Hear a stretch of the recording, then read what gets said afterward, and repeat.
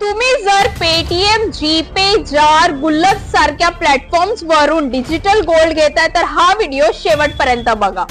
SEBI म्हणजे security exchange board of India यांनी warning दिली आहे. त्यांनी सांगितलं आहे की तुम्ही जर या सर्व प्लॅटफॉर्म्स वरून डिजिटल गोल्ड घेताय तर तुम्ही तुमच्या रिस्क वरती घ्या, कारण आम्ही या सगळ्या प्लॅटफॉर्म वरती रेग्युलेट करत नाही असं त्यांनी सांगितलं आहे.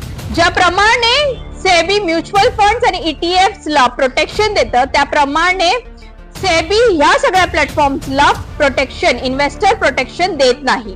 टाइम्स ऑफ इंडिया सांगतात की या प्लॅटफॉर्म्स वरती जे गोल्ड रेट्स आहेत त्याच्या किमती हे सगळेच प्लॅटफॉर्म्स स्वतः ठरवतात.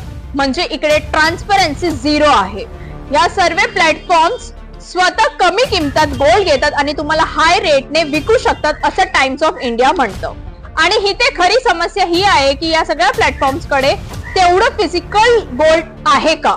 कारण याचं प्रूफ सेबीकडे सुद्धा नाही आहे. कारण सेबी आता या सगळ्या प्लॅटफॉर्म्सला इन्व्हेस्टर प्रोटेक्शन देत नाही आहे, तर त्यांच्याकडे तेवढं फिजिकल गोल्ड आहे की नाही ते कोणालाच माहिती नाही आहे. एक्सपर्ट्स म्हणतात की या प्लॅटफॉर्म्स वरती गोल्ड मॅनेजमेंट करायला जर ते फेल झाले असेल तर तुमचं जे डिजिटल गोल्ड आहे ते एकदम वर्थलेस होऊ शकतं, ठरू शकतं वर्थलेस.